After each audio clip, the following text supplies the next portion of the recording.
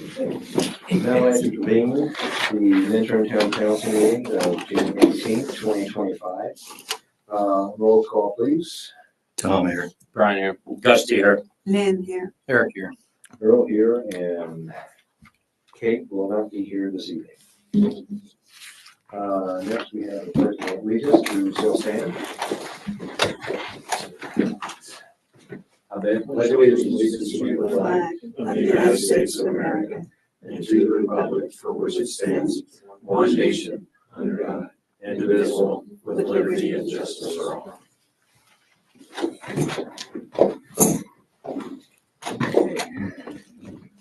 Next, we have approval of the consent agenda. Do we have anything that anybody wants to pull? I'll make a motion to approve the consent agenda as presented. Sorry. Tom. Okay, motion by Gusty, second by Tom. All in favor? Aye. Opposed? Alright, next we have approval of regular agenda. I don't believe we have any amendments or deletions. Okay. I'll make a motion to approve the regular agenda. I'll second that. Motion by Eric, second by Gusty. All in favor? Aye. Opposed? Next we, does anyone on the board have any issues on the agenda that you have a conflict of interest with?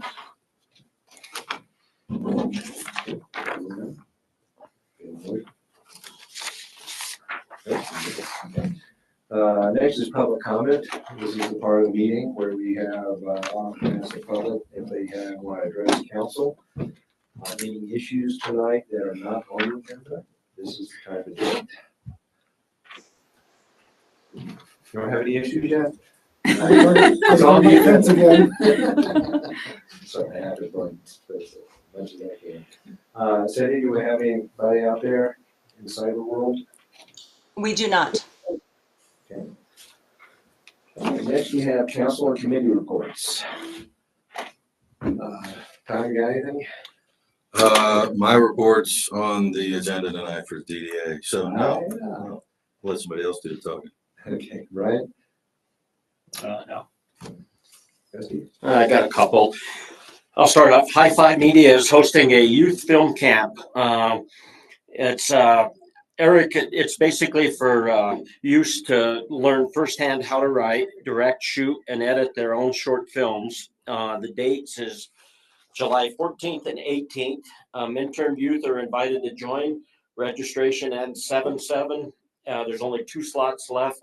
Go to highfivemedia.org/summer-youth camp, and there will be a flyer or a poster out in our poster board advertising it. Secondly, had a QQ meeting today. I got to go on both sides because I'm writing everything. Sorry.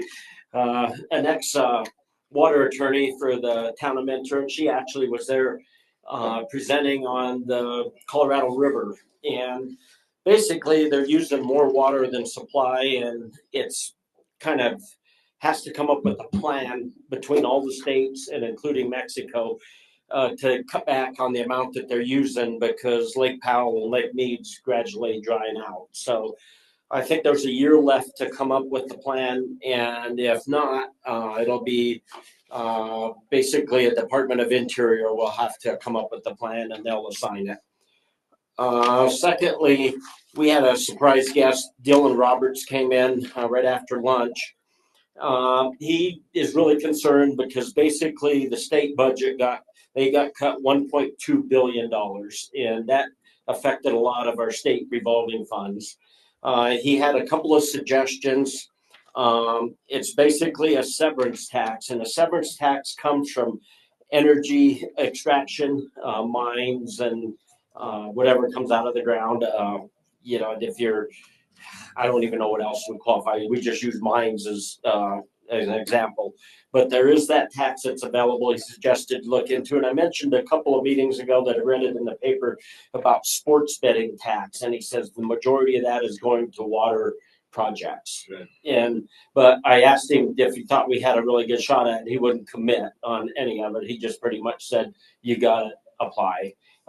And Nina, who's running QQ, said they're working with State Revolving Fund to see if there's anything that on QQ could do to get the ball rolling, maybe letters to, Senate, Congress, just to, say that we really need this funding to, take care of our infrastructure. So that's all I have. Thank you, Esty. Somehow I have ended up treasurer for the Eagle County Fire District. And I had no Didn't say idea no. what all that involved, including apparently being on their pension board and authorizing every single expenditure. So I have a request. If I'm wondering if I could resign from my committee position with the wildlife, Eagle County Wildlife, and I'm feeling stretched pretty thin here. Did you have an alternate? What? Did you have an alternate for that? No, I don't. Oh, you're, I don't know if I was the alternate on that or not. I'm not sure. I think you're just on it. No, I'm on the Midterm On the Fitness Center Midterm with you. Fitness Center. Yeah. Okay. Okay. I can step up because the last one you all asked me to do was on Mondays, and that's my work meeting day. But if the timing works out, I can step up. They have meetings like every other month, and it's as always Zoom. Okay. Like Yeah, 1 okay. o'clock. What day of the week? I'm thinking maybe Thursday. Yeah. I think there's one this Thursday. Monday mornings are bad for me at work, and I feel like the last two committees that we had openings, like the meetings were always Monday mornings. I was like, sorry, but I could do, yeah. Well, good. We have a replacement for Lynn, so we'll go to that and get on the subcommittee list. All right, we'll make sure you get all the information. Sounds good. Well, thank you for doing that, Lynn, and thank you for doing that, Norm. Thank you, guys. Ready, Eric? No. Okay, got a few things. Red flag warning is still up, I'm assuming, for Eagle County. It's gonna get really dry over the next few days, so please, no fire, no smoke, not even smoking outside. That's part of the stage 1 regs, so I think everybody knows it by now. But you have to have a permanent fire pit that's absolutely in a proper barrier situation as far as any possibility of fire. You have to tend it well. They also don't want you grilling if you can avoid it.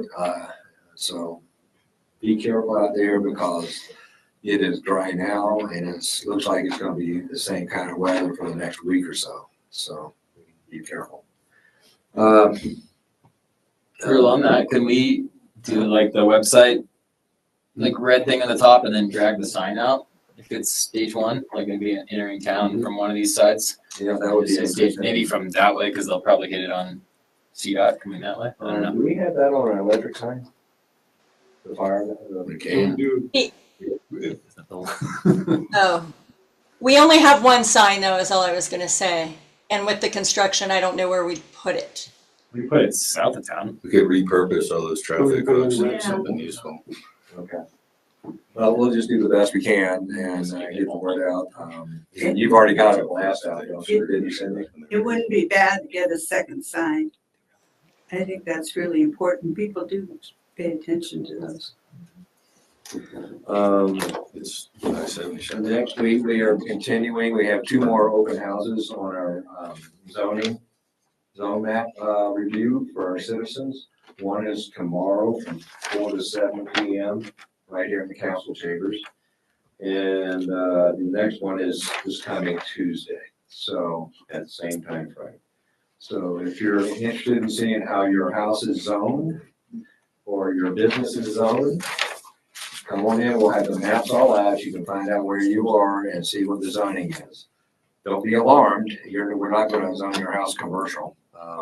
But just look at it, understand what the new definitions are on the zones and everything. We have all of that information on posters out during these open houses. So if you're worried about it, then show up. Next, we have, let's see, the midterm market this Saturday. It starts then and every Saturday until sometime in September, so we'll be open. Next, we have, after the midterm market, we have a rally for the Radio Free Minturn radio station. We're gonna have some music out at the Little Beach Park, running from 12:30 to 4. I think it's 4:30. Yeah, 12:30 to 4:30. Gene will be starting at 12:30. Jen Mack will be following up, and then we'll have Skin the Rabbit, which is a bluegrass band, and they'll be following after that. Let's see. And then the Minturn Community Fund Summer Concert Series is beginning. That'll be not tomorrow, but the next Thursday, June 26th. And they will be playing the 101st Country Army Band, or Army Country Band. And so that will be starting. That will be from Thursday the 26th. And I think I'm done. Next we have, there's no special presentations this evening, so we'll go on to business items. Jay, you want to take it over? This is the review and acceptance of the fiscal year 2024 audit. Okay, we had Rob's report if he has anything to add. You going to do that? Rob's report. Manager's. Oh, did I skip you? Oh, yeah. No worries. I always skip the manager for some reason. I don't know why. So trying to do one-on-ones with everybody on council. We had Eric and Lynn, Earl. Gusty, we had a walk-in, but try to get you in just to sit down and talk more, maybe next week or something. And then I saw your email, Brian, so Monday we can figure out the time on Monday, and then Tom and Kate are kind of whatever works for you. I know you're heading out of town, so I'll send you a text or something. And I emailed Kate, so I told her whenever works for her. And then I just tried to get something in quick, but going forward, I'm going to work on this quite a bit. So it just gives you a quick snapshot of kind of what I did, where I was, who I talked to, and what's going on. So hopefully it'll get a little bit more organized to just glance over it and get a quick summary. Any questions or anything? You said you met with the county commissioners. Went to public comment yesterday with county commissioners, and that was really good. Obviously very short, but then we got to meet me and Scott Hunn. We met with Eagle County Housing Authority, just had a conversation about where they're going, what's going on with them. They're having some discussions about maybe moving to a multi-jurisdictional structure, which I think would be great because, I think their resources are being a little bit stretched and they're figuring out how to serve everybody. And it seems like everybody wants to be on the same page, kind of under the same umbrella. So hopefully by spring, I told them maybe they can figure out what their structure is going to be and if we're going to participate more heavily, what the ask would be of us as far as finance. Talk to Stephanie or Midterm Whiskey. Yeah, I met with Stephanie. That was a fun meeting. Learned about their plans, what's going on there. Met with Jared twice for HDR with the water treatment plan, and I think that's going really well. We have the 60%. The only negative is that Glacier, those contractors that we're going to do a cost estimate, that's going to be 4 weeks behind, but we're hoping that we'll get it for the meeting in July. Yeah. All right. And, so. Hey, Cindy, your mic's on, or there's a mouse in the ceiling. Hello, this is Earl. Okay, thank you, Rob. Let's move on to the business items now. Review and acceptance of fiscal year 2024 audit. Okay. Somebody, I can't remember, I thought it was Brian, said this is the exciting day of the year for us. I will point out this is the audit, not the budget. That's coming up. It's already started, but it's coming up for you guys later this summer, fall. This is a snapshot of essentially what the town looked like on December 31st at midnight of 24. So it's 6 months past. I ask you guys to accept it. This allows me to be able to go through and send it out to our various bondholders and people that actually like to read this kind of stuff. I've got Joe Hood on the line. He's our auditor. And Joe, I'll turn it over to you. Yeah, thank you, Jay. Can everybody hear me? You're doing good, Joe. Okay, great. Perfect. You never know. Sometimes, it might be the best presentation ever because no one can hear me. So, so once again, I'm Joe Hood. I'm a CPA down here in Glenwood Springs, Colorado. We were hired to perform the 12/31/2024 financial statement audit for the town of Minturn. I believe this is our 4th year doing the engagement for you guys. So with that being said, I'd like to just say that we issued an unmodified opinion, which means that your financials give a true and fair presentation to the public. So that means the public can rely on it. So when Jay sends this report to the bondholders, third-party lenders, or anybody like that, they can rely on your guys' financial statements. We've gone ahead and said they're good to go. Let's see here. In the past, I've gone through the whole audit process. I don't know how many of you are new to the board that have not seen my presentation in the past. I don't think any of you. I think you've all been there at least since last year. So I'll probably skip that portion of it. Overall, some financial highlights for you guys. The general fund, which is your main operating fund, the fund balance in 24 increased $506,000. So your ending fund balance at the year end 12/31/2024 is right at 3.6 million. Some other financial highlights: the Battle Mountain Resort Special Revenue Fund was closed as you guys finalized that in 2004, so that'll be gone. Let's see, the Special Revenue Fund, that being your capital projects, your rent on the building there, the facility that you're into, the post office. It increased $22,000 for last year. Those funds are being transferred annually over to your capital projects fund for long-term maintenance of district or town assets. Your enterprise fund, that's interesting. You guys had a really big tap fee, big development going on there. Everybody Minturn North, so the fund balance there increased about $2 million from last year, and the main increase there was the large deposit of tap fees from that development. One thing you guys always ask or have asked in the past is, what are sales taxes doing? Overall, the sales tax kind of flattened out in 24 compared to 23. Only a few $100s difference. So I don't know what the trend is going to be, but I imagine they'll probably stay about the same leading into 2025. Let's see here. Does anybody have any specific questions on the financial statements, being the large report that you have? I have one. Yes, ma'am. Is there anywhere in the financial statement where the asset value of the Battle Mountain land is included? No, it is not, because I don't believe it's on there anywhere within the GFA. Jay, do you know if you guys capitalized that? I didn't know that the town, I guess, the value of that property.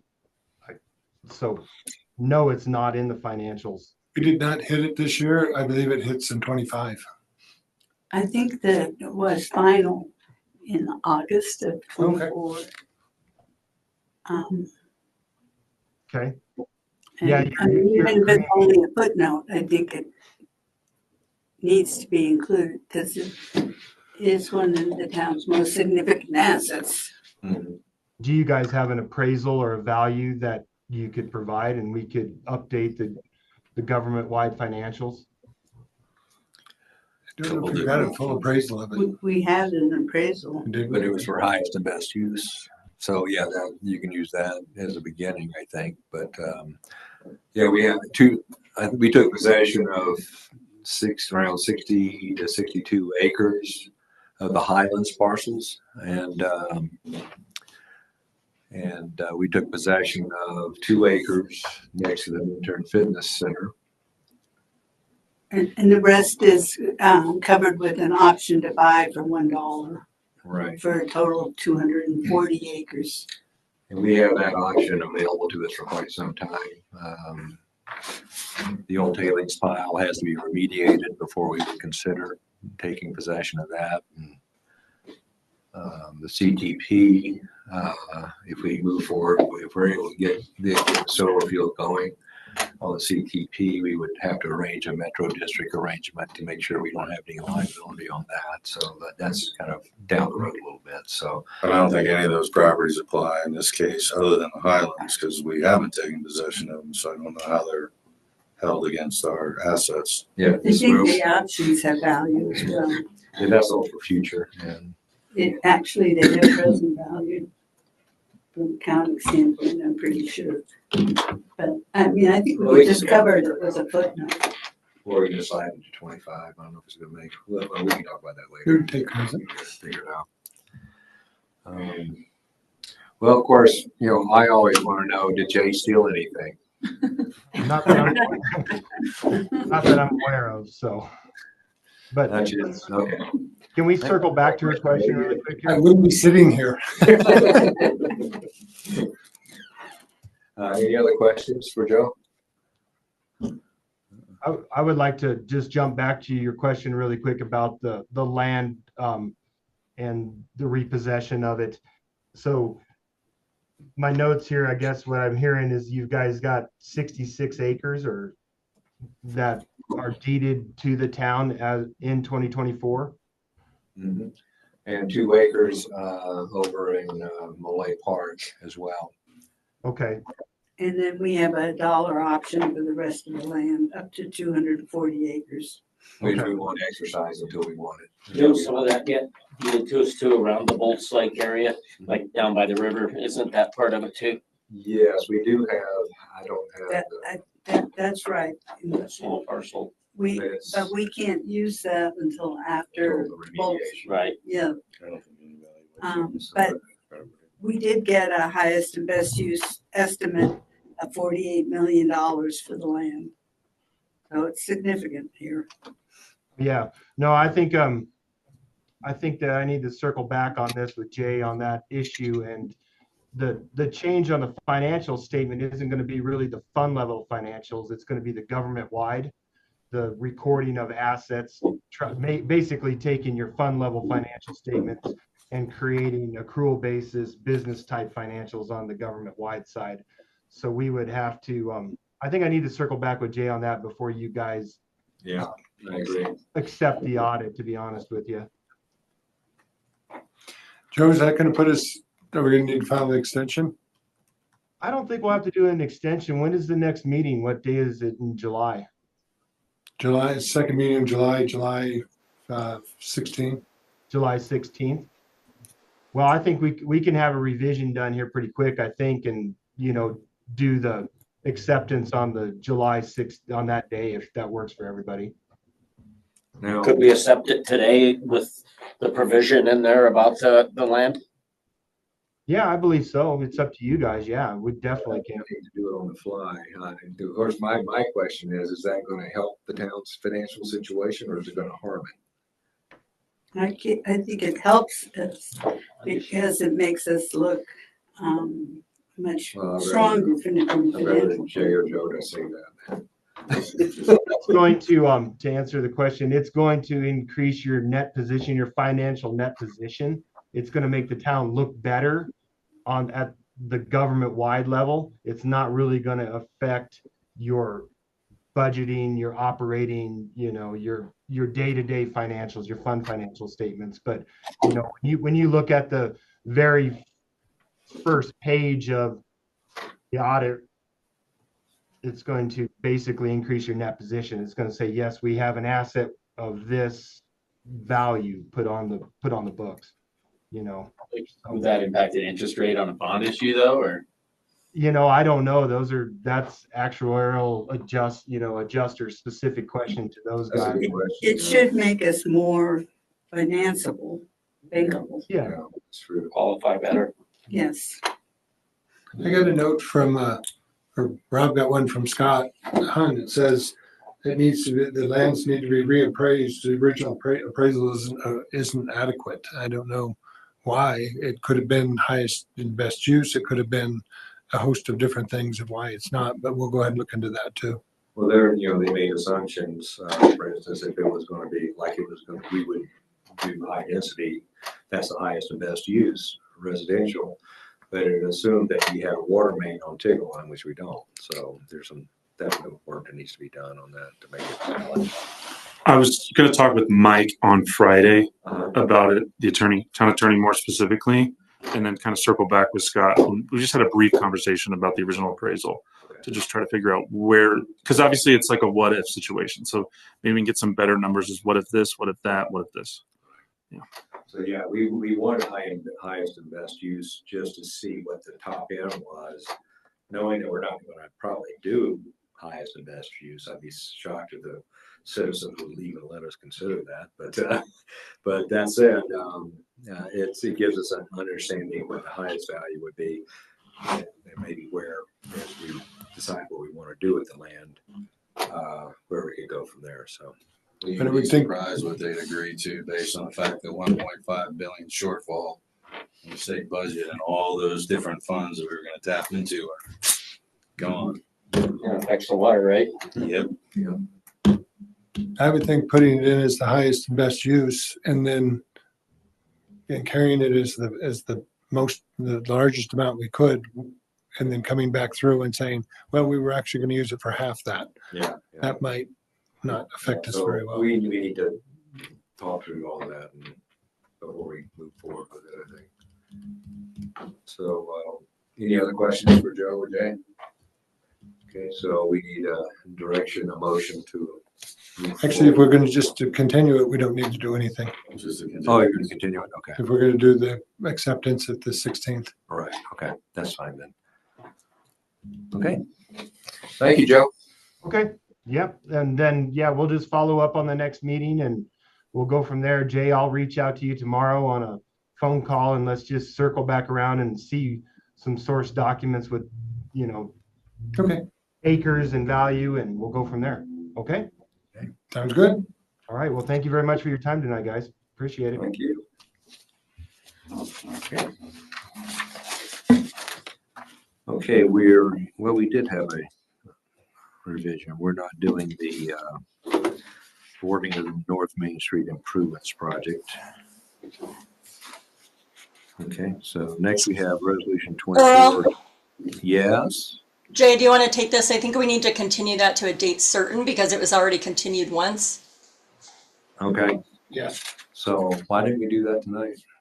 So- Not go bids in? So essentially what happened is that you said, let's just continue it. Well, if we continue it, we put it to the next meeting. Mhm. If you guys want to move it to a couple meetings out, because it's going to take some time, something like that, we need to actually address it that way. Rob, do you have any information on? Are we talking about the US 24 sidewalk project, or we did get bids today, but we had some issues with BidNet. So I think we're working with Jeff and we were planning on coming back to you in July. Actually, this is North Main Street. Oh, the North Main Street. What was the last item on that? They wanted, and Jeff was going to go back and get some Okay. the 850 that came in at the bid. We had 750 in the bank to use. So he was going to go through and get some prices on it and try to key it in a little tighter. This one's not the Taylor, though. This was the S curves over there. We had like three things going on that Jeff was gonna check into. The S curves, he was gonna check into the crossing that was up there going to Little Beach, and he was gonna look into Taylor, and he was working with 360 Civil to see if he could get a little better break on all three of them. So essentially all we need to do is we continued it. You said, let's continue it, but we didn't get it to a real date. So we actually just put it to this meeting. So all I really need is, we could move it to,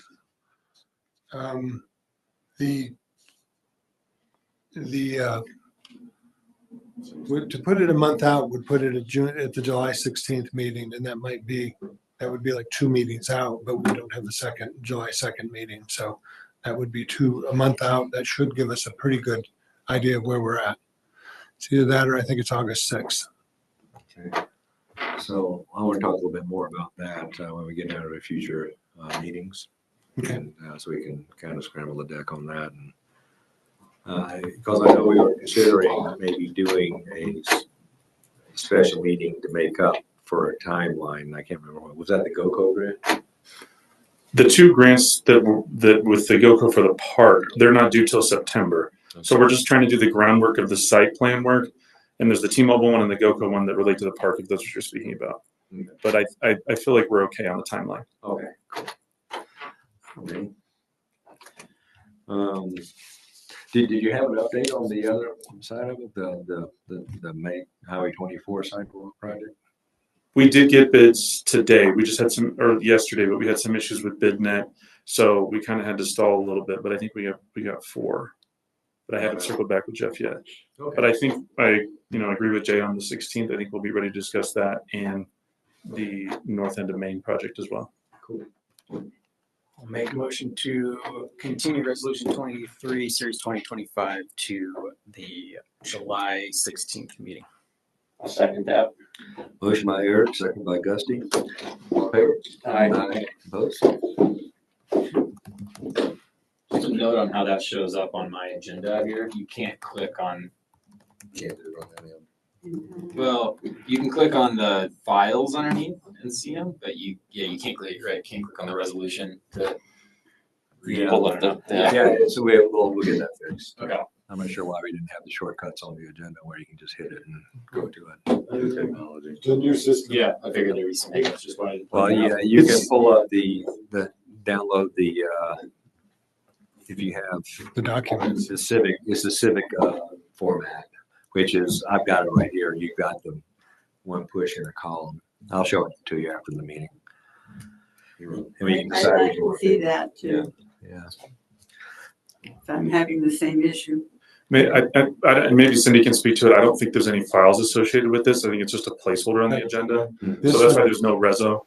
this one didn't have anything. It was Yeah, just. so it's just a continue with- title and Right. Correct. Which is the link In this to the instance. packet. Yeah. Yeah. So we'll get through that. It's just a format thing.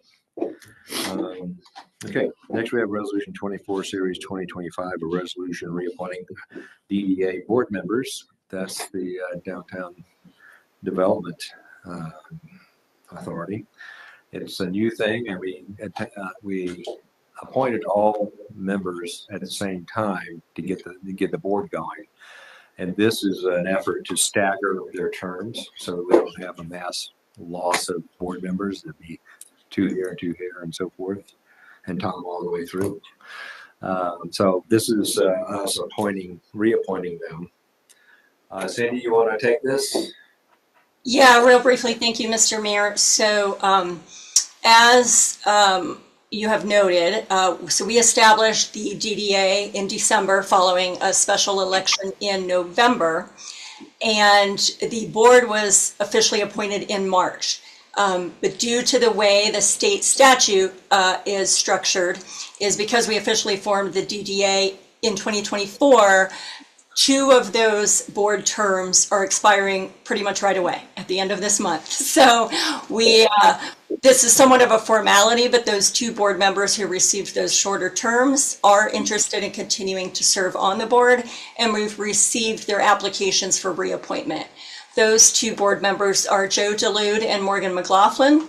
I do have Morgan on Zoom if council has any questions. I believe Joe was going to be here in person, but I can't see if he's there.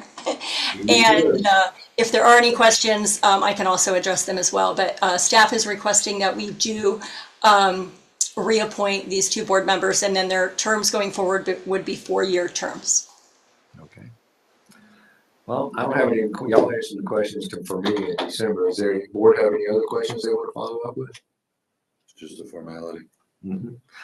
Okay, do we have a motion to appoint Joe and Morgan? I move to. I'll make, Oh, go ahead. Go ahead, Lynn. I don't have the formal resolution in front of me. I make a motion to reappoint Minturn Downtown Development Authority Board members Joe and Morgan. Resolution number 24, series 2025. I'll second that. Okay, Motion by Gusty, second by Gus, motion by Lynn, second by Gusty. All in favor? Aye. Opposed? Okay, sorry it took so long to take care of you, but. Okay, so next we have a resolution authorizing an IGA agreement, an intergovernmental agreement between the town of Minturn and the Minturn Downtown Development Authority. With that, Sandy, we'll get it started, and Harper is here. She's our town attorney's firm who's expert on these kind of things, and so we can always groom her on any questions. Sandy, you want to go into it? Yes, thank you. I'll just do a brief introduction. Thank you, Mr. Mayor. So as you pointed out, as we continue on this DDA discussion, the DDA board has requested support from the town of Minturn, and so we would like to formalize the support in the form of an intergovernmental agreement between the town and the DDA. And this is being requested because we're still in the very formative stages of the DDA, and the town is set up to be able to offer support for administrative and operational tasks such as, the formal record keeping, budgeting, financials, things like that. The IGA more specifically goes into those details of what that support would look like. And then two important other points that I will mention within the IGA. One is that one of the other state statute requirements of a DDA is that you have to have an executive director. But until our DDA has revenue coming in, which will likely be a bit, we can't afford, of course, to hire for that role. The long-term goal would be to hire an executive director that can devote more time to managing the DDA and doing marketing and also going after grants and things like that. But until such time, staff is proposing that I serve in the role of acting executive director for the DDA. So just asking for your approval for me to be able to provide that support. And then the other part of the IGA that we did include is some initial seed money to help with a plan of development. And the reason this is important is another requirement of state statute is that a DDA has to have a plan of development, which will serve more or less as our guiding document for many years.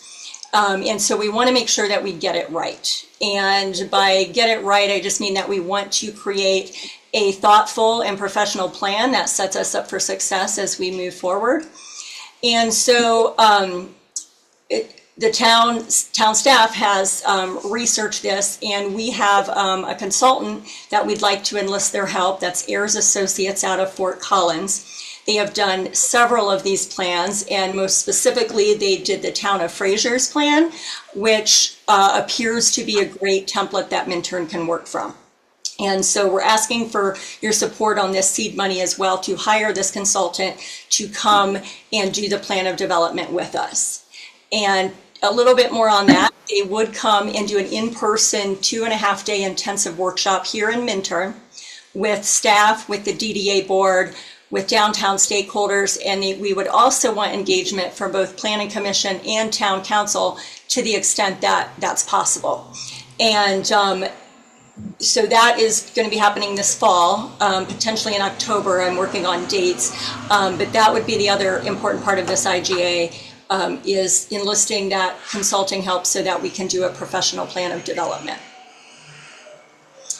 And then that's kind of the, I guess, the very basic introduction. If anyone has more specific questions as it relates to legal implications or anything else with regard to the IGA, I will defer to Harper on that. Okay. Thank you, Cindy, and congratulations on your new appointment as executive director. Thank you. I'm sure you get paid a lot more on that one. Okay, so any questions for Harper about the structure of the DDA and so forth?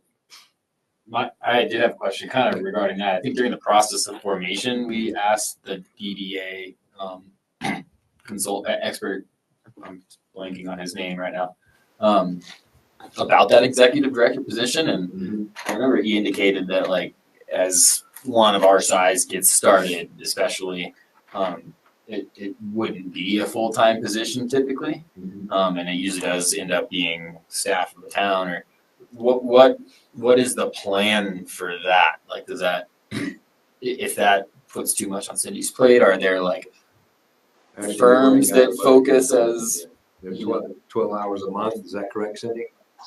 That was the estimate that I put in the IGA. That is, of course, an estimate. So right, initially it would be a part-time commitment, obviously keeping in mind my other commitments to the town. So trying to limit it to only what's necessary for this first year.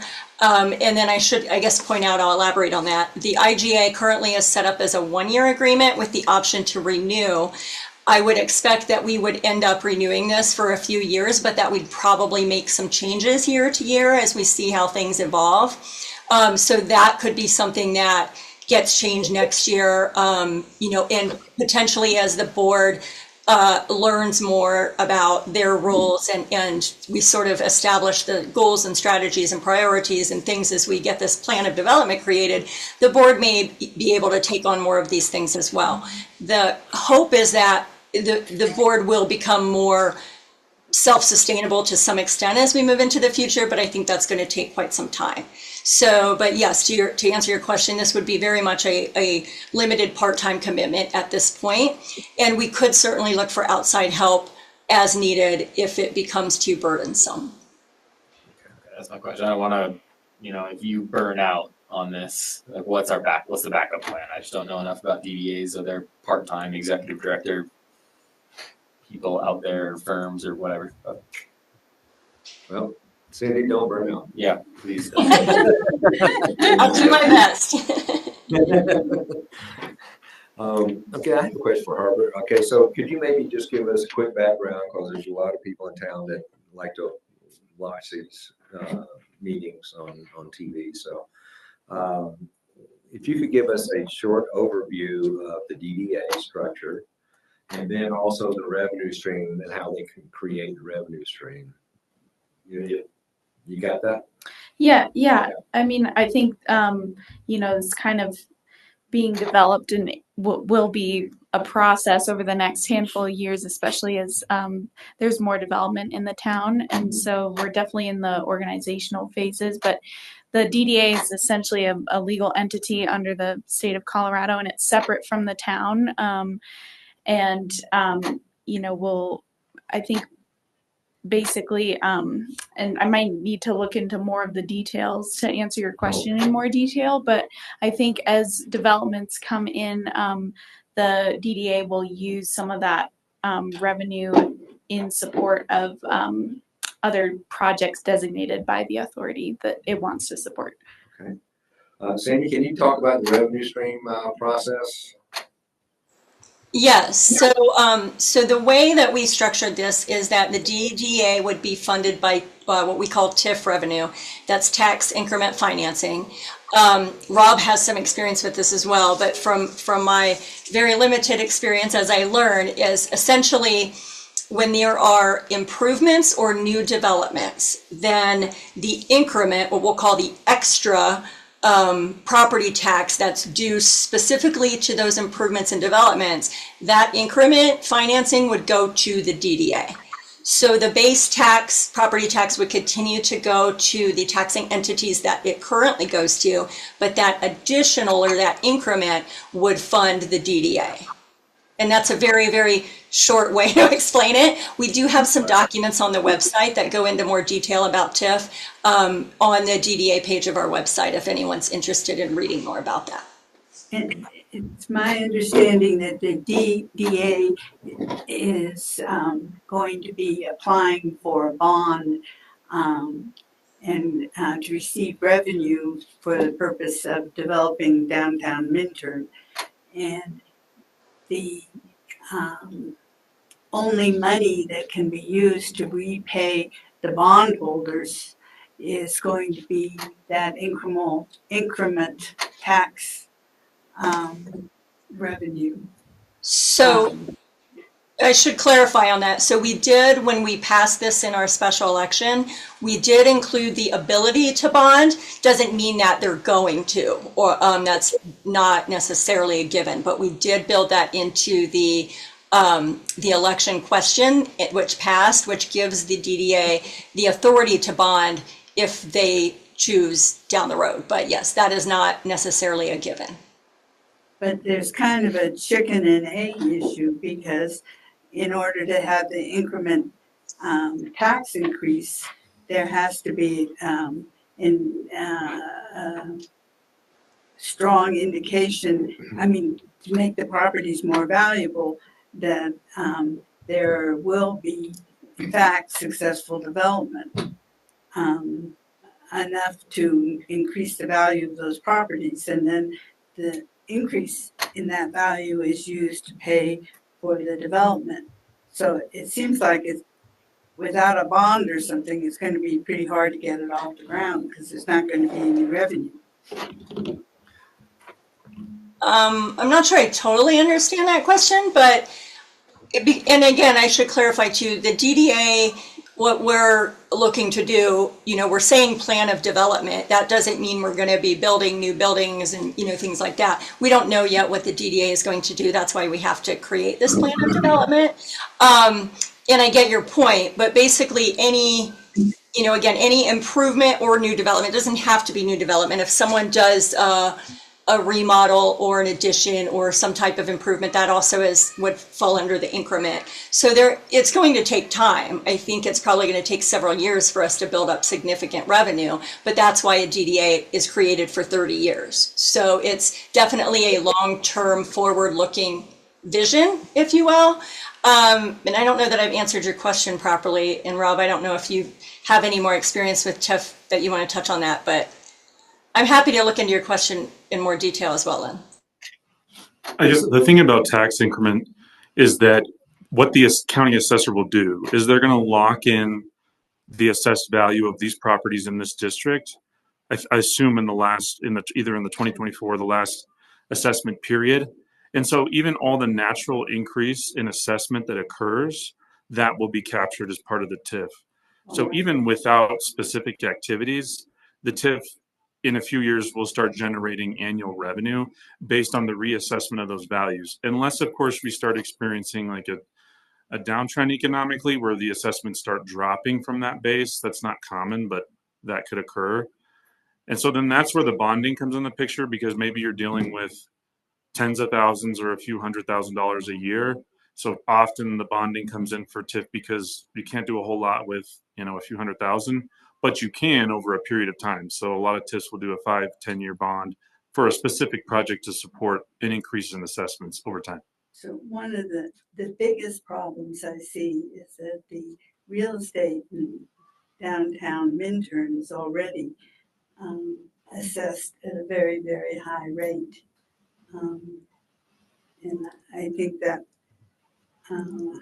makes it difficult going forward to bank on the even increased rate. And in fact, I think a lot of the business owners are having a lot of problems because they have to pay so much taxes as is. And that's really interfering with their ability to develop sustainable businesses in these properties. Yeah, I agree with you in a way, because we are at historical property tax rates right now. But over time, they're just if you look from Minturn real estate from 1980 moving forward, it's like that with a small dip here or there. So they're saying I think this year was going to be. Was that real estate going to go up about 2% in Eagle County or something like that? So, property valuations have never gone down in Minturn except for the Great Recession, perhaps. I don't know, but we should be. Like I say, it's long. Like Cindy said, it's a long-term scenario. But for example,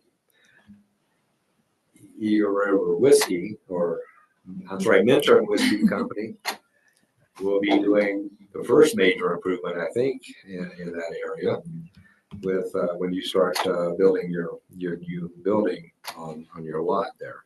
So that'll be the first deposit probably put in the coffers. It's not the town's money. And that'll be a good kickstart, at least get it going. That's his subtle way of saying the entire DDA relies on you. So I think we're going a little off vector here for tonight's purposes. All these questions and ideas are part of this plan of development. Yeah. So the whole point is to just approve the IGA. Let's do the POD, and then we can go and conjecture what valuation there is in the town. I have just one more question.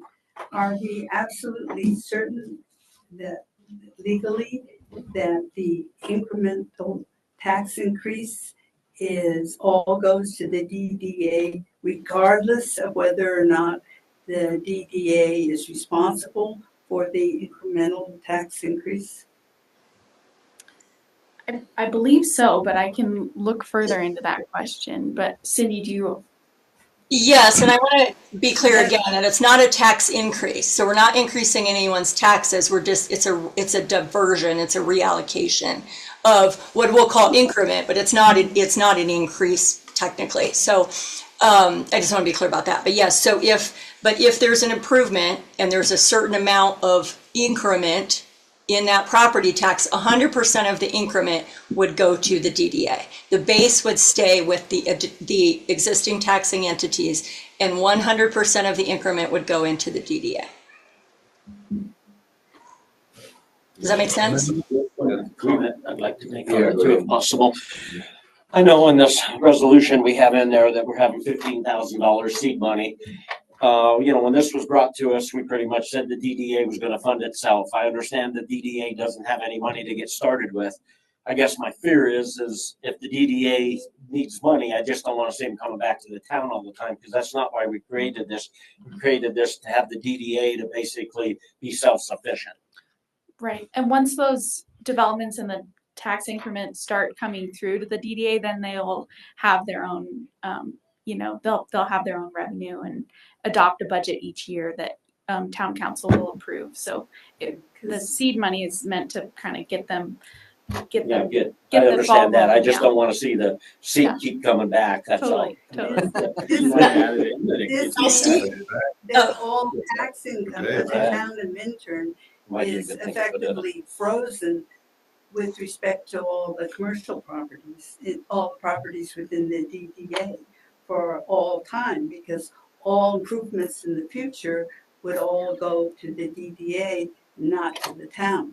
That would be offset by the improvements that the DDA would pay for their businesses.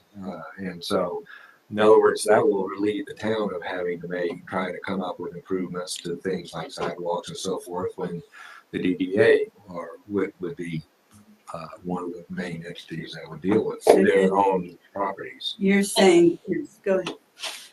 So I have a thought on that too. Jay, when you're done, I have some more thoughts on that and Gusty's question. my understanding is that if a property is worth $100 and the assessed value comes through and it goes up to 110, the town would get the $10. If the assessed value comes in because they built on the property and improved the property and it goes up $15, the $10 that it would have gone up for the reassessment would go to the town, the $5 would go to the DDA. So your point is somewhat correct that both of you, we don't want to sit there and keep watering a seed that's not growing, shall we say.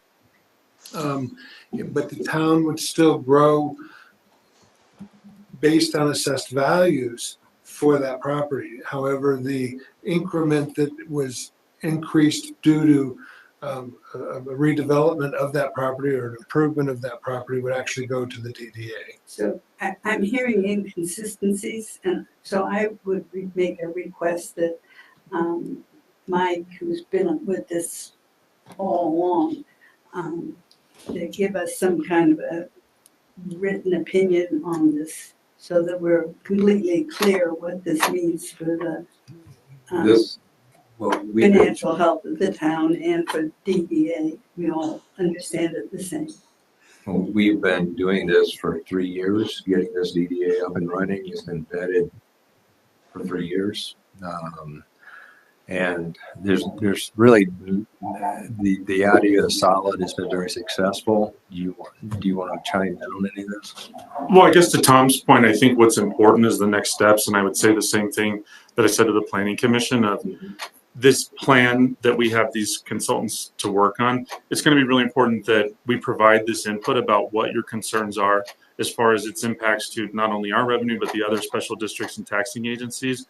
And that's why that plan is really important, because we need to kind of guide this organization to deliver a net increase. So I think we can work through that as we do this. I have no objection to giving the $15,000 seed money. Yeah. To DDA. I just want to be clear on what it means in the bigger picture, and I'm not. Well, let's schedule something, and then we'll talk with Mike, and we'll make sure that we get that addressed. That would be great. Yeah. Well, I mean, the key items, because all we're doing is circling back, debating the merits of DDA. So a couple things. That plan of development is going to answer some of those questions, Lynn. I'm not detracting the fact happily sit down and Mike can re-explain all the forms of revenue and how that's going to work. The other piece that's being left out of this is this plan of development is state mandated. We have no choice. Yeah, So that has to get done. I'm just saying, I'm not we're just opposed. putting cart before the horse in the fact that we're asking questions that were asked before. So let's get the plan and make sure those questions are answered within that plan. And then the board members of the DDA can discuss, to include paying back the town seed money if that comes out. As Cindy's already noted, this is a yearly cycle. So it's not like we're just going to get set on fire and roll on down the road. So any issues of comfort, revenue, et cetera, will be spelled out in that plan, as well as the follow-on meeting from the DDA, which then comes back to town council. Yeah, it's not, as I said, it's not the seed money or being paid back that concerns I'm not me. saying it is. I'm saying the forms It's of a revenue. it's a long-term financial. Lynn, I think we can circle back on a TIF discussion. I will just kind of touch on the fact that TIF is confusing. So I think where you say you're hearing conflicting information, it can be confusing because it's a matter of how things are assessed and what the assessor might call an improvement versus property taxes just went up regardless of improvement. So that's where it can get a little muddy, but we can have a follow-up discussion about how TIF works, absolutely, and that will be discussed as part of this plan. But I just wanted to clarify, I think that's just where it gets confusing, is what's considered or labeled as an improvement versus what's not. Gusty, to your question, in the future, if the town considers giving more money to the DDA, the other option that we have that I did discuss with Mike Sawyer is we can do loans as well. The town can loan money to the DDA that is expected to be paid back. So if it comes up in the future and we're like, hey, we're willing to help out, but we can't just keep giving money, that is an option. And it always has to come back to us. And so Earl, to touch on what Earl said, I do want to finish with this and then I'll shut up. But when we talk about like potentially, the town losing out on taxes, the offset and the goal here is that the DDA will bring more to the downtown. So in theory, you hopefully have more sales tax revenue because you have thriving businesses or new businesses and things opening up in the downtown. So you would offset it with more sales tax revenue. And to Earl's point, the DDA can take on improvement projects such as streetscapes and, facade improvements or, sidewalk safety, lighting, things like that, that would also take some of that burden off of the town as well. Thank you, Cindy. That's helpful. Okay. Okay, I think we worked this to death. I'll make a motion to approve resolution 25, series 2025, a resolution of the town of Minturn, town council authorizing the execution of the intergovernmental agreement with the Minturn Downtown Development Authority. I second. Motion by Eric, second by Tom. All in favor? Aye. Opposed? All right.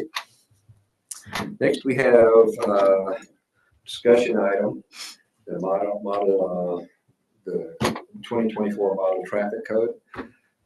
There's adoption recommendations with amendments on this. I believe it concerns the state code, new state codes.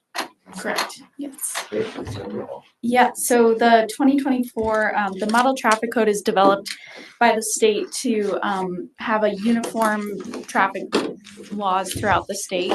And municipalities are encouraged to adopt the model traffic code to reflect the existing state statutory law. And generally, municipalities should not be in conflict with state law, but they may amend portions of the model traffic code to more tailor it to the local municipality.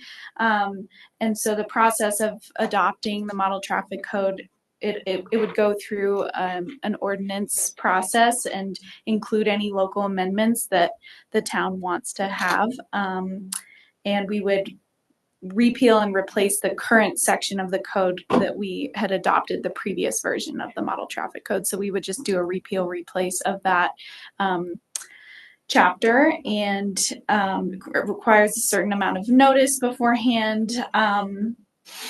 And so in the memo that we included to you, we highlighted some of the changes from the 2020 version to the 2024 version. And we also included a new state law that was not included in the 2024 model traffic code, but it was a law that went into effect last year on prohibiting the use of mobile devices while driving. And so we recommend putting that in as one of the local amendments to the model traffic code adoption. And then we highlighted a few other specific provisions in terms of how they might impact, or how you might want to think about how they would impact the town of Minturn, and if you want to include those as local amendments or not. So this is kind of a discussion for direction to staff on how we might proceed with going forward with adopting the model traffic code, and if there are any specific amendments that council would like to consider including. I have a question, and I can't find it now because I'm on a different format here. But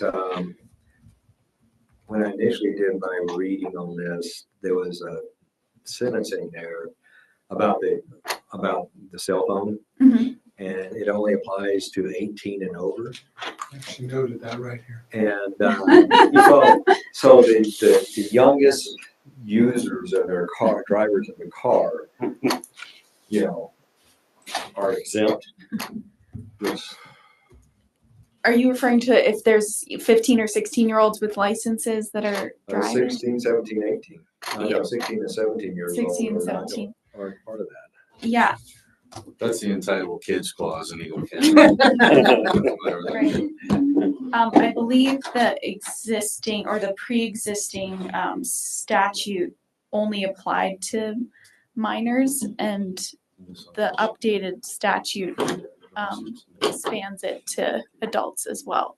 I think it's probably because CRS refers to minors differently, and minors are not permitted to text. Correct. Yes. Yeah, correct. So Oh, that was already in the books? It's in state law. it's in state law, Okay, yeah. okay, I didn't realize that. Okay, Yeah. so that just kind of stuck out. Right, right. You gotta put those guys in. Yeah, totally. Okay.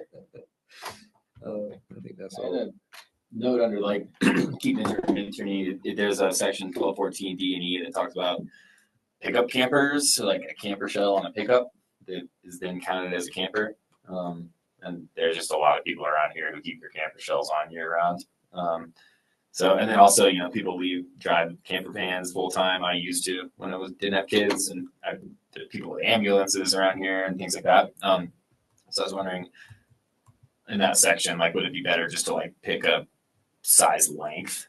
Because like, I don't know, big pickup trucks are 22 feet, 23 feet or whatever. Big a length for overnight or for the parking requirements and towing and all that. What section was that? 12, 14. Hold on. Is it the towing session? Yeah. Illegal parking. That's parking. Parking, yeah. Oh, parking, okay. Yeah, illegal parking. What about like an old school bus right next to the yard? Right. Well, that's a large school bus. I don't know. Like you could define a length. Moves right? every 3 days. Yeah. Yeah. Great. You know, I don't want to like go pick out certain things. I think some of this stuff is like fully keep Minturn. Like if we don't have some of that stuff, then we turn into UL pretty quick. But it just seems like, yeah, you know, like the pickup campers I know several people who leave their pickup camper on most of the year just because, like, I don't know, that's what you're always picking up and going camping on the weekends. Like, there's no reason to take that out. So that was my note on that section. Maybe we just say a length. What was the, was it A, B, C, D? Whatever. D and E kind of cover both of them. It talks about like oversized vehicles, and that's a 35 feet. I don't know. We can circle back on that Okay. because the parking is kind of where there often is local modifications. Yeah, and this is a local amendment, so this is entirely a Minturn part of the code. Okay. So this is not part of the model traffic code. This is But it's also consistent with paragraph B. So technically, it's the same thing. They're treating it the same way as an unattended vehicle for over 72 hours. So paragraph B, paragraph B, the same thing. Case in point, you can't leave your camper sitting there longer than we restrict people on their car. You're talking about it detached. Yeah, detached, but then that one says a pickup camper, which means like a pickup camper means Sitting like there, a sitting pickup there. truck with a camper in it. No, they're saying that camper is sitting there on its stilts. Yeah. in Yeah, the I think street. they're just Oh, talking on about steps. detached. Okay. Either way, the bottom line is paragraph B applies across the board. You can't leave something sitting there for beyond 72 hours is what it's stating. Like a trailer and things like that, but like what? That's pretty 72 much- hours. Like we even go on vacation. Any Like a car. vehicle- Yeah, I've gotten tickets for parking on the street for over 72 hours. Any That should be like vehicle 14 unattended days. for any portion of 72 hours or longer, period, dot.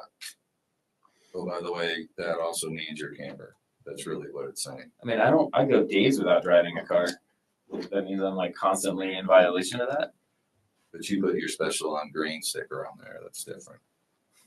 My golf cart parking station. Well, put it in there. I mean, if you want to discuss. Yeah, Brian does have one of Because those. this kind of goes back to Frank's old beast as an example. Yeah, I don't know if you should Where we keep had it all them- summer, but But my point is, we had to make an exception for that vehicle Yeah. because of this art, specific regulation. public art installation. That's all. Okay. That's one of my favorite legislative.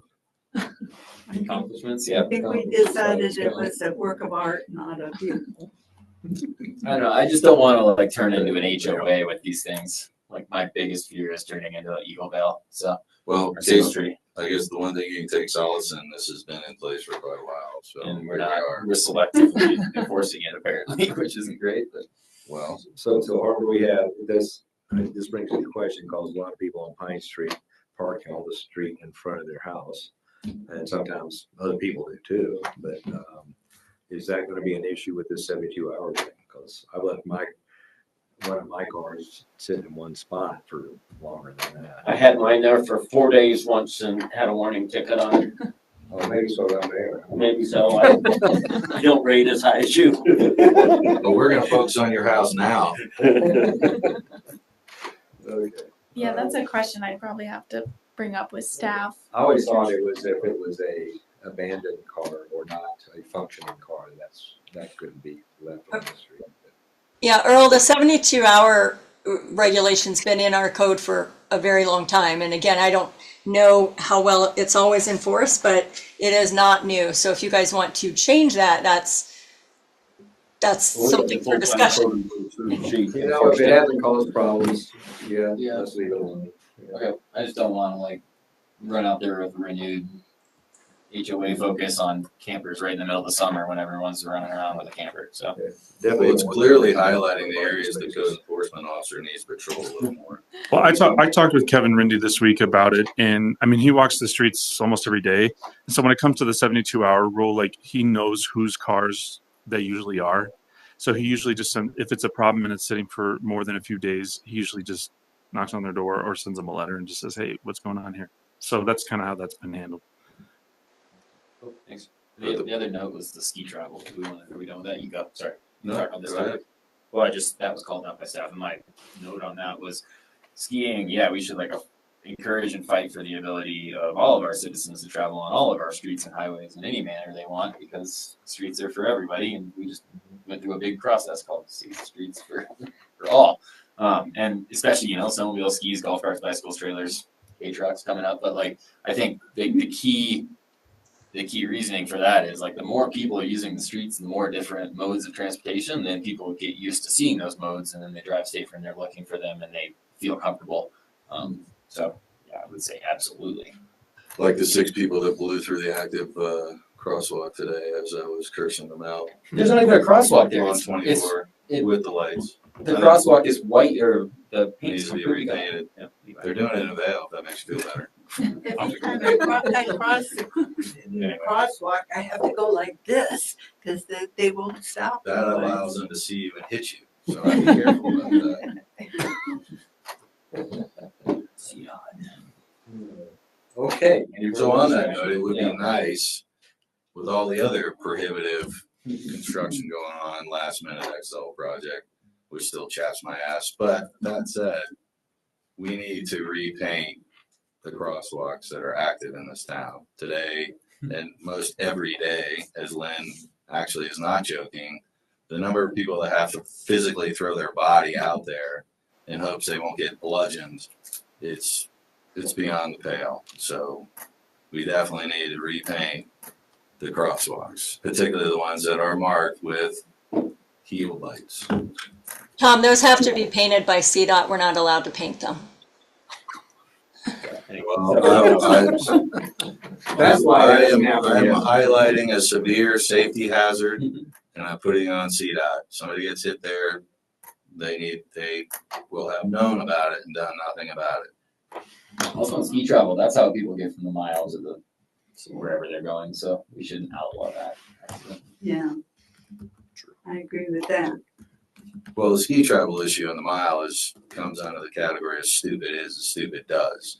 So if you're gonna go right down, the S curve, in the middle of the S curve at night on your skis, unlike the crosswalk, I, as a Taylor Street resident, should possibly be able to hit you, not cause an infraction. People, along with the other signage that needs to go in place for the Minturn North S curve piece, because of that problem, we have a lot of near misses with the ski track.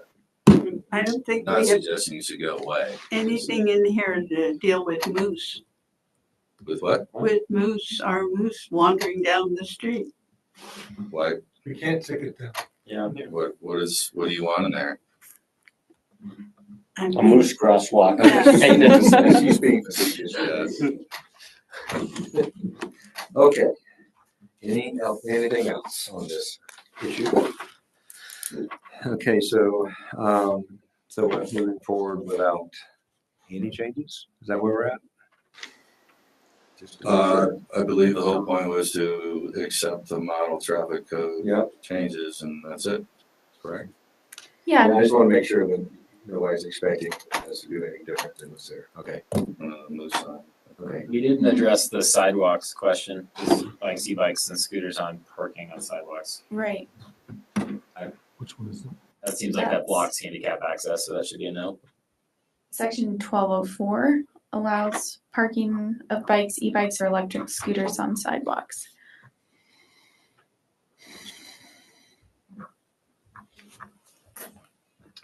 Well, I guess the question is where they can park them.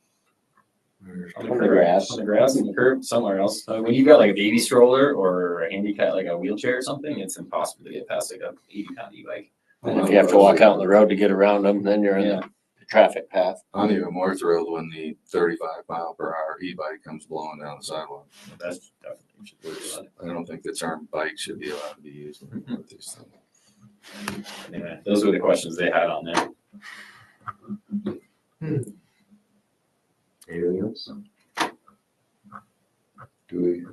Everybody for giving direction to move forward as is? Give us a motion. Go ahead and make a motion. So you're saying Make a you, motion to move forward as is. okay. I don't think it's a motion, it's just. I thought we were Don't ask for it. No, we were asking for the ski subsection to be deleted. Like they had Yeah, with the following deletions. provisions. They have a list of amendments we want to consider. Yeah, so just going through those, section 106, subsection 3, was there any direction on this allowing local authorities to impose weight limitations for trucks and commercial vehicles on roadways.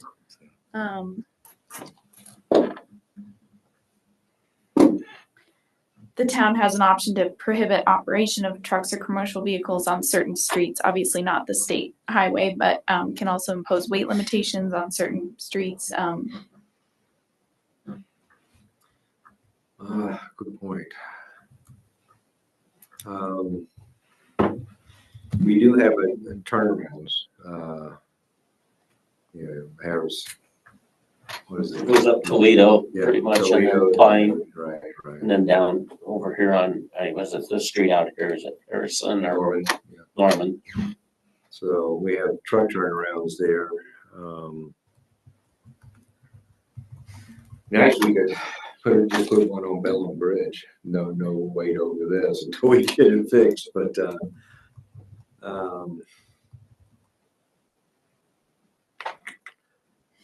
I think we need to think about that. Okay, that's fine. So yeah, the next one was section 109. That's the one that prohibits persons from traveling on highways on ski sleds. So if we did want to allow, over snow travel, then we would delete this section. Okay. I think based on these right here, I believe the only issue anybody has problems with is, we're not opposed to having the ability to mandate weight restrictions.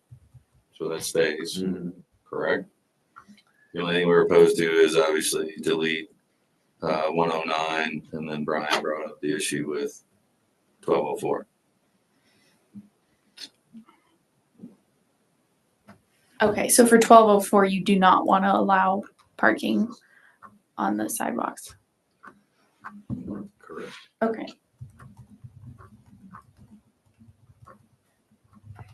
Where the hell is 109? I'm still having trouble finding section 109. Me too. What page is that on?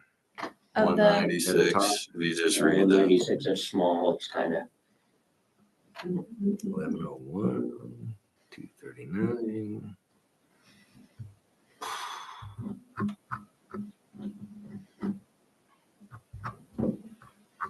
Where is it? Oh, section of 9 and 109. Oh, right. And that's on page 196. there's nothing more to it. It's just the deleting it. I can read you the full provision if that would help from the model traffic code, but it basically is just a longer version of. But I think we're just in agreement that we want to move forward accepting the model traffic code mods with the exception of deleting section 109 and 1204. And that's it. Okay. Anybody else disagree? No. Sounds good. Okay. Okay. You have directions? Yes, thank you. Great. Thank you, Carl. Okay, moving on. We've got a good discussion we need to have. It's recommendations to obtain a municipal advisor to explore and understand WTP funding options. I'll leave that up to Rob and Mike, who's hopefully zoomed in by now. Maybe I should text him. Sandy, is Mike online? I do not see him. Okay.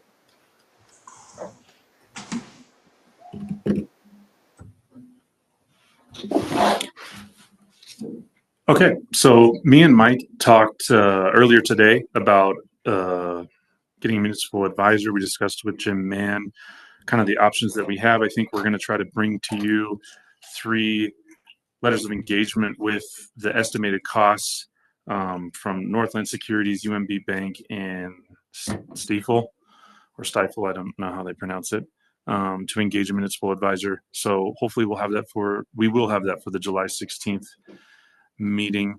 Some of the things we talked with Jim Mann was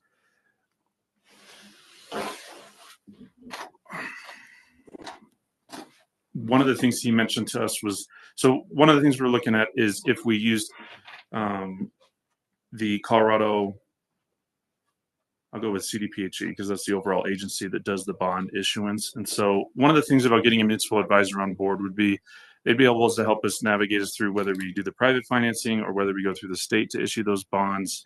And kind of one of the things he said was we need to, even though we maybe not be considered a disadvantaged community, the impact to our rates would be significant. And that's something we need to explore with a municipal advisor for making a better business case to CDPHE as far as going down this pathway of bonding for this project. And I think Mike has already recommended to us options, including hiring a municipal bond advisor. Mm-hmm. And it was my impression the council had agreed to that. Yeah. Yeah, I have one comment I'd like to make on. Have you talked to Jared on this yet from HDR? I know it sounds kind of crazy, but when we interviewed them for the engineering position, that was one of the requirements was they would set us up like with funding and do all that. And they hired on Swiftwater Solutions, and the fellow's name was Paul. I think he's out of Buena Vista. Reason why I'm bringing this up, if we're paying them to do that, maybe we should look at their contract and see if we can get a little bit of a reduction on that, instead of paying for something twice. I haven't talked with Jared about that, but let me circle back with him on Okay, it. because I remember clearly that was part of their agreement was with the funding, and we actually got to meet Paul with Swiftwater Solutions, and he seemed pretty knowledgeable, but so far we haven't gotten anything out of him. That's why I was bringing it up. If we're going to hire one, and that's in their contract as far as supplying it, maybe we should adjust that contract. Yeah, let's take a look at that. I think regardless, we'd probably end up needing to go with an independent municipal advisor, separate from. No problem with that. Yeah, but maybe there was components of that contract of providing us some fiscal guidance and advice. So we can circle back with it. I'll try to have a conversation with him in the next few days. It might be that we just hire the independent municipal advisor to tell us which way to go, and then the actual going that way. My understanding is what they do is, once we sign on a municipal advisor, they put, like they once said that you could actually negotiate with SRF funding and get a shorter time frame for when you can start paying down the principal. Instead of 10 years, I believe Melissa said it was 3 to 5 years. She's got them as low as 3 to 5 years. So they do things like that. They negotiate with everybody. They put, if you want to do bonds, then they will put it out for an RFP, and they find the least expensive. What I'm suggesting, it might be possible that they just give us a recommendation, and then if we have to pay anyway for them through Jared's organization, then that organization, then the municipal, the non-independent advisor would follow what the independent advisor said to do. Once you sign them on, they take over as far as designing the process, and also. I understand. I'm just So saying, maybe they're if not- we do it differently, it might be possible to bifurcate it. I don't know. And when she puts everything out to bid for the competitive bids, and that's one of the advantages of using them, but also they theoretically, we've got a very complex situation going on with financing of the water treatment plant. And so I think, basically we just want your direction, but if we get one on board, if we choose one, or if we move forward with getting one, they send us a packet of that gives us the information we need. 78 time you want to, Rob. Yeah, I think for the July 16th meeting, what we're going to have is I'm going to try to make sure that there's an apples to apples comparison between at least 3 firms. And Katie did some of that work previously, and Michelle did some of that work previously, and we were kind of gathering those documents. And one of the firms did a really good job of illustrating the fixed costs plus their hourly rates. I think we're going to want to break that out between all 3. I think one of Mike's concerns is that there's these fixed costs and then the hourly rate. And he's like, I think they may make their money in the hourly rate. He's like, I think we need to have more conversations about how much of that work, would we be committing to? Because I want to be able to have you make an informed decision about one, you feel confident that this advisor is going to work for us, and two, what those costs are going to be as they guide us through this process. I think the ROI, like, you know, if they help us find a split and optimize our interest rate spread or figure something out, like, I think it would absolutely smart thing to do. It's kind of like sustainable strategies that we use to get the grants. I mean, we more than pay for their, basically their wages of what they find us in grants. So We're going to reach out to them as well, because Jim Mann from SILD also kind of suggested, he's like, you should have a conversation with them about this, because I think they may be able to help you with that business case that you're going to have for CDPHE to demonstrate the burden on the ratepayers that this project will have. Yeah. You know, something came up earlier tonight that we hadn't even like really thought of, that who knows how many other unknown unknowns there are to us regarding this process. Okay. One thing parallel to this, I just want to make sure that lost sight, we talked about earlier, the Highlands. So there was a survey done a while back that I would argue was worthless, since more than 50% of the respondents were non-Minturn residents. Nice to hear your opinion.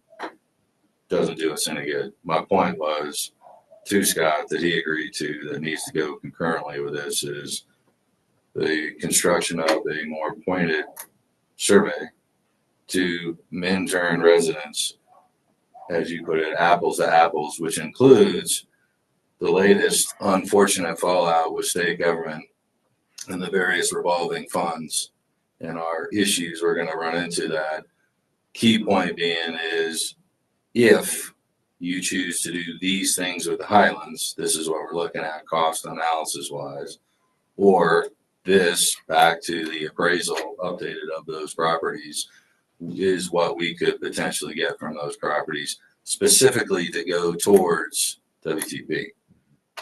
So that was an expectation that was a parallel track effort as we speak right now.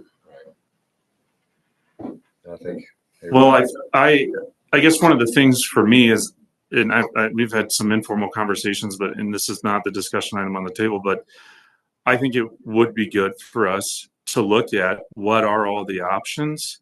And it seems like maybe we were kind of like, well, this is our one track option, and not to push any option in particular, but let's go out there and make sure that we have all the options, because it's like, that's the problem, is like, if it's a survey of the residents, if they have all the options of it's full conservation, it's park conservation, it's some development, and you kind of have some numbers of how that impacts the rates and this, I think it'd be easier for you and easier for the residents to say, well, yeah, we're willing to say yes to that if it's going to deliver this much of an impact on a reduction of the burden of the project cost. I think Scott worked, and I don't know, maybe Cindy was involved too, but they worked very hard, and they did come up with lots of options, and they had an open house on it to get the general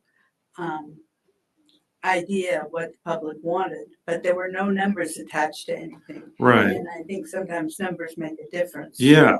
And I had a conversation with Scott last week about that, and we talked about how the original appraisal, it could be problematic. And I actually, before this meeting, I sent an email to Mike and said, hey, I want to talk to you about this tomorrow, on Friday, if you can. He said yes. So we're going to talk on Friday at 9. And I basically want to talk to him, hey, what are the best options for us to go out there and get that information about? We could do A, B, C, D. This is what we'd look like financially. And then I can come back to you and go, where are you thinking? And then we could open that conversation to the town of like, these are the full, like, we really did some groundwork on the options. I feel that the Highlands is a big part of our water treatment plant, you know, as far as the expense to be covered by the Highlands. So, I mean, I'd say best use we could get out of it, and then the most money is probably, most people in town would rather see that than a higher water bill. That's just my feeling. I'm just bringing it up because it would be nice if 16 July is the target. Some facsimile there of that piece, and so we can tailor it, since that survey probably won't be out by that time, since obviously we're trying to make decisions on that, along with what you already highlighted, because it's going to happen on the hourly piece. So the cost construct between the fixed, the hourly, et cetera, I think everybody would be in violent agreement that some significant guardrails are put in place on whatever contract we have to very much focus on policing that hourly piece, so we're not sitting here blown away by sticker shock of that key component. The option that, an option I would like to see with a dollar value put on it, which I think might be the most feasible one, because there's limited water. There is probably water, but it's well water. Is just dividing it up into 1 or 2 ranches and selling them for a very steep price that way. I think they have it has a lot of value that way. And we might be able to get some, we get our conservation, what we want in terms of conservation of the land, also accomplished that way, if we structured it correctly. So I think there's 2 things here, and we do have Town Attorney Mike Sawyer on. I think on number one, it seems like we have consensus that we do want to explore what our options are so that we can make an educated decision about the future of those parcels. So I'm going to move on that and start working on getting that information for you. And then now that we have Mike, he can Mike, they were speaking to, remember how there was the fixed fees in the letter of engagement for one firm, and you were kind of looking at that and going, oh, okay, they have this hourly rate structure, but we're not quite sure how that's going to impact our total costs. And I guess the council is speaking on that point of, we want to know or get an idea of what we're going to spend here. That's exactly correct. In the conversation we had this morning with Jim Mann, who has acted as a consultant for the town on rate structures, as well as helping us kind of understand the proper role of a municipal advisor. He told us we really needed to bore down with each of the potential parties on what their planning fees are versus the fee they get at the time of bond issuance. And I think the point you just made, Rob, is exactly what Jim was advising we needed to be aware of, which is they may have a lower kind of capped fee for the bond issuance, but may rack up a bunch of costs associated with the planning part. And the planning part is working with the town to try and identify funding options, to run cost calculations as to where the town might be better off financially under product A or product B. Jim indicated that some advisors will assist in preparing, updating the rate structures, and we have those spreadsheets from Jim. Jim also indicated that, once we have more concrete numbers in terms of project cost and what we think we're going to need to bond, he also could step in and update those spreadsheets to provide better ratepayer information. But the question from the council is absolutely correct, and it's consistent with the conversation that Rob and I had earlier today, which is that Rob needs to kind of go out and talk to each of these people on Zoom or, the phone, and get a bit of a sense of how cooperative he thinks they're going to be to work with. And then he needs to ask them to provide a summary of what they think their anticipated fees are going to be, even if some of those fees are billed by the hour. In other words, what bank of time do they think they're going to need for hourly work on the planning side to get us to where we're actually in the bonding phase of their contract. Go ahead, Brad. I was just going to say, we have $1 million left over still in our grant money that we have. And I know we're able to use it for the design with HDR, and we've used up to like $2 million. I was just wondering if, since this is planning stages, if some of that money could be used to pay this one's salary if we choose to hire one on. That is a great observation, Gussie. I don't know that off the top of my head. Yeah, I think the safest way would be for Rob to reach out to, and I don't know if it's DOLA or whoever our grant administrator is, either DOLA or CDPHE, and ask if a financial advisor for the bonding part of this is an acceptable use of the grant money. Okay, thank you. Would it be helpful, given that there's massive unknowns and conversations to be figured out around the parcel values of Highlands and all that stuff, just to think about it in terms of a 0% contribution, a 25% contribution, a 50% contribution, a 75% contribution, and just look at like this total project. Say the total project is 10 million. I know it's more, but say we're going to have to borrow 25% of that, 50% of it, 100% of it, and then that way that kind of separates this whole ongoing process with what we're doing with the Highlands parcel, and it can then when we do get some more concrete, estimates or appraisals or different use things, we can look back and be like, yeah, that slots right into the 75% or 50% scenario that we were looking at. Does that make sense? I mean, I was separate the two because we're going to go in circles forever if we start talking about ranches versus whatever out there. Well, I think that animal's a totally separate thing that I would argue goes in the quote survey. So here's all the different models. The bottom line still goes back to evaluation. So whether you do the 25, 50, 75, 100, the bottom line is over to the residents of whatever that loan is going to be. Your rate is going to be X until we get the offset. And unfortunately, based on the loan, a lot of these things we can't pay off early depending on the grant, et cetera. Then as we talked about, we're just going to offset your cost every month for here till eternity with the funds that come in from those, in this case, the Highlands.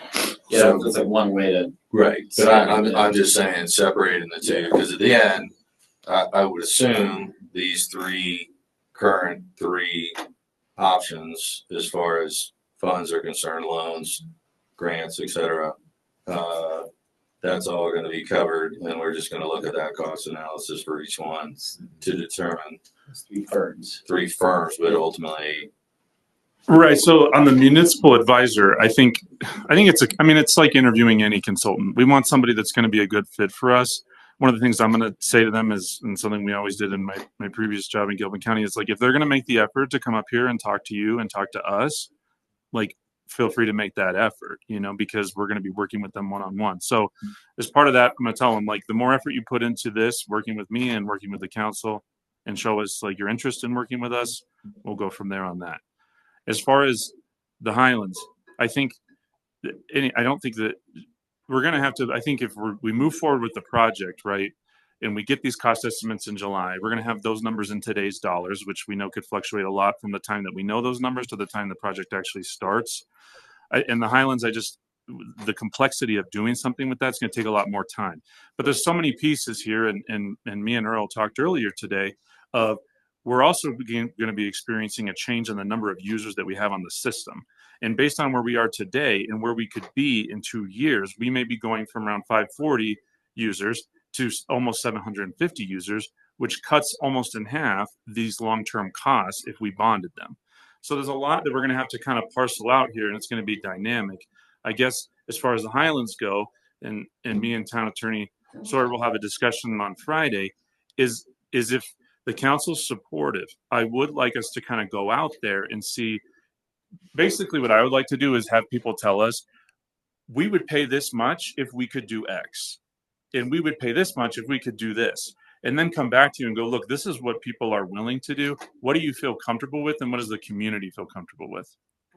I think that approach makes sense, but I'm just wondering, you're saying that our users it could go in 2 years from 540 to 740? Based on what's approved with new residential, that's what we could be looking at. There's 39 in Minturn North.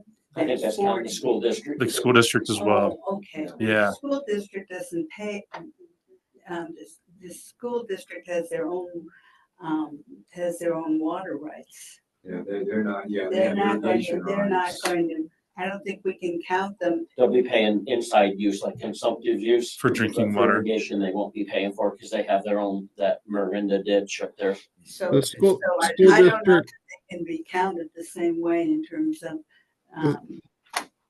that they'll carry the same burden that the other ratepayers have. I'm sorry, Lynn. The school district will pay the base rate, so on a monthly basis, because they will use the water in-house. They probably won't get to tiered rates because they won't have outdoor water use. And then under the terms of the agreement between the town and the school district that was reached in 2013, they do not pay dedication fees, water right dedication fees. Those were waived as part of the annexation. We will get the system improvement fees. And that's the work I guess I hope we're going to really need the municipal advisor to perform, is because we're going to need to analyze this month by month, because we're going to have a lot of dynamic changes here and trying to forecast the number of users we're going to be at. I'm relatively confident that the impact that we may see based on our current user base is a lot higher than where we will be a year or two from now. And I wanted to add to Tom's idea, so with regard to the Highlands, we've got kind of two competing things. We've got maximizing value and time of receiving the money. And somewhere in between, there is a point at which we will get the most money we can to get those funds at a point in time that makes the most sense for the town of Minturn. Tom was explaining, if I understood this correct, that, we could hold out for a better price. In other words, push time back, and collect that money and then use that money to essentially pay, not the principal, but to essentially help subsidize the bond payments on a month by month or quarter by quarter basis. And that is very much, it's an idea I've had as well. And in talking with Jim Mann today, there's also the possibility that some of these bonds may offer the opportunity to, after a period of time where the bondholder is guaranteed to receive, their monthly or quarterly payments with the interest that is in the bond, that we could make a pay down and have the bond payments reamortized. And so there might be a mixture of where we get the Highlands sold for the best value to the town and to the community. It may happen after we have financed the water treatment plant, but that money then can help subsidize the monthly water rates by helping to pay a portion of the debt cost over time. And then at such time as we can make a pay down on the bonds, use the remaining funds from the sale of the Highlands to pay down the bonds and reamortize the debt at that point. Sorry, Lynn, go ahead. I'm assuming that there's a pretty steep transaction cost on just getting the bond. In terms of basis bond, that we have to pay, that will be out based on how large a bond would take. This gets a little outside my area of expertise, but I would think that the town should be prepared for somewhere between 3 to 5% of the total bond amount will be transaction costs. I guess one fear I had, Mike, was the scenario you used was selling the Highlands after and using that money to pay down the debt. It's great, all of us in this room now, that we agree to it, but 10 years from here, you might have a new council and they say, hey, we got that money over here. We'll use it to build all new roads through town, and then everybody's still paying a high water rate. I guess that's my fear. A very valid point, Gusty. Yeah. Well, obviously we can't live on hope. However, I'm going to go on the assumption of reality, which is we're going to need the bond before final resolution on the Highlands sale of whatever it ends up being. But both of those things will occur well before the 10-year mark, I would certainly hope. And then back over to the legal lines of saying, what can we institute, legally speaking, as the current sitting town council to mandate that those funds are tied into the offset? I realize elected officials do elected official stuff for whatever the new flavor is, but surely there's a way to tie that money. Well, I can't help but think Right. They still can tap in. Well, and I think how that pans out from a cost point of view, that's what we need a municipal advisor to come up with. I mean, we're Good questions for them. We're circling around the drain.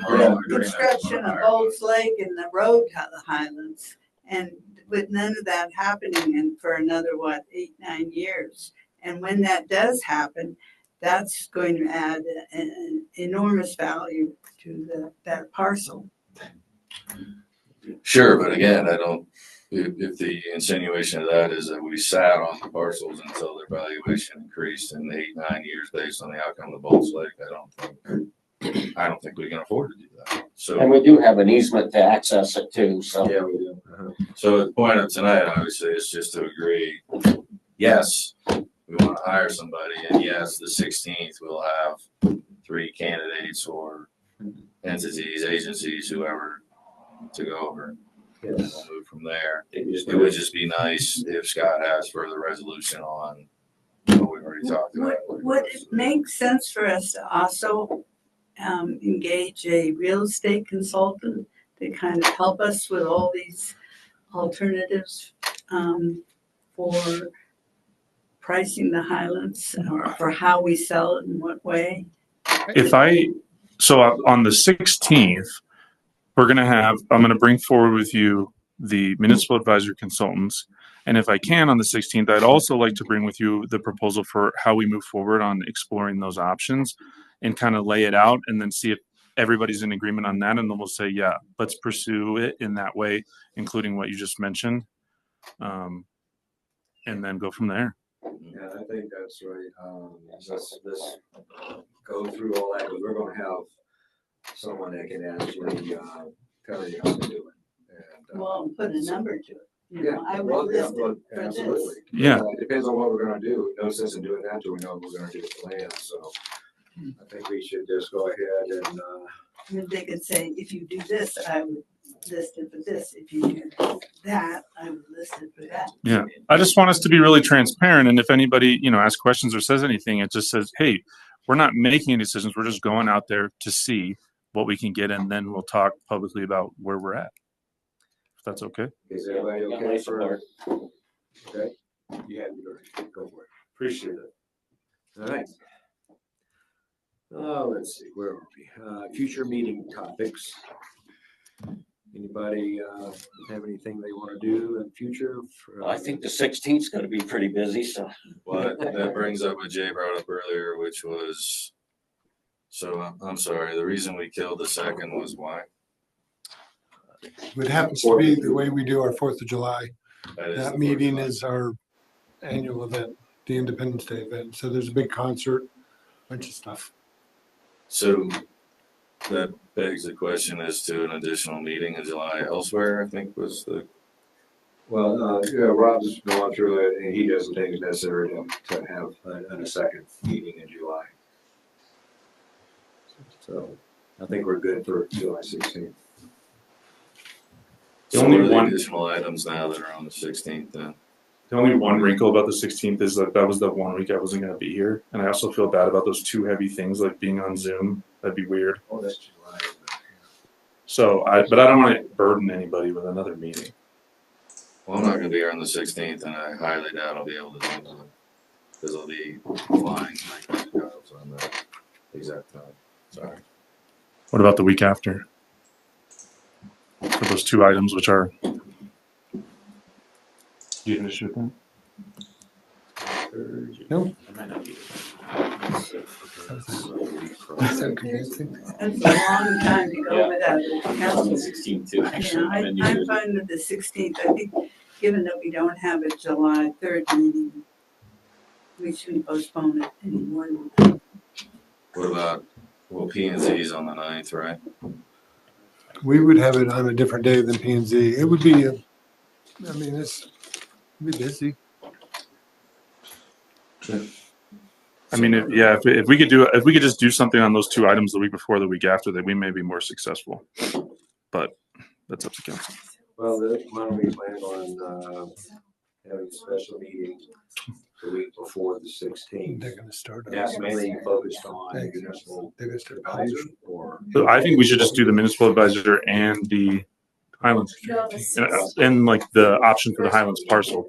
I kind of want to lay out like kind of a game plan and then just make sure everybody's on board. Well, that's what I'm saying. P and Z's on the 9th, so my suggestion is the 8th or the 10th. Just to be sure, we do need to have the 16th meeting. Yeah. Anyway, because I'm not saying not okay, to have the 16th. because we've got Excel planning to be here. We've So got. would this be a consultation with our attorney meeting? Or would this be a work session? I think we would want to leave open the possibility for an executive session if Rob and I get to topics that really involve negotiation. Yeah. I think I could see how it would involve privileged stuff with regard, because at some point we're going to have to negotiate the sale of that property with a buyer who might not want to have access to. Excuse me, could I ask a question? We would have the 16th meeting, and you're saying have a second meeting potentially after that. Before or after, just for these 2 items. I just feel bad for the council. That's that 1 week I'm out. Right. And these are kind of heavy lifts, so I just think over Zoom is going to be. Well, what I was getting at is that if we had it after the 16th, one issue is that there's a 5th week in July. We would have 2 meetings in July in one of the weeks if we wanted to do that with the Planning Commission and just have it on a Tuesday night. And if it were going to be after the 16th that we'd have the meeting, then we could decide at that meeting if we needed to have it versus deciding right now on a bunch of unknowns. Does that I make think sense? the issue with the 16th was not here, not here, not here. Yeah, and I'm not gonna be here a week after the 16th. What are you doing tomorrow night? No, I'm kidding. So is there a problem with doing it? Open house. Yeah, I'll be here. Either the 10th. The 10th? Or the 30th. No, I mean, I don't have a problem with that. If we're going to decide on a. Oh, that's true. on During an the day? Advisor, it seems like we definitely need Rob. Our Let's- game let's- plan on, Why don't we do it on the 8th? Is the 8th okay for everybody? for a work session. Well, a special, it's gonna be a special council meeting and whatever we're doing, executive or whatever. In addition to the 16th. Yeah, so it's just a special council meeting on the 8th. And if it's all executive session, it is as it is, and let's move on. Appreciate that. Okay. It's gonna be 7-8, correct? Huh. 8. Yes. Yeah. Yeah. Start time. Same. Well, On the 8th of Tuesday, not on Wednesday. No, Wednesday would be P&Z's planning on commission. Wednesday. There's already a meeting. Are we having that, is there an open house for planning commission that week today? I could do it if Okay. it's I don't have it. 5:30, not 4:30. 5:30. Yeah. Let's do it. Okay. Thank you. All right. Anything else on future agenda items? No, that's a heavy lift right there. Do we have a motion to adjourn? Make motion to adjourn. Second. By Tom, second by Eric, all in favor? Aye. Opposed? We're done. Good job, team. Thanks for hanging around, everybody.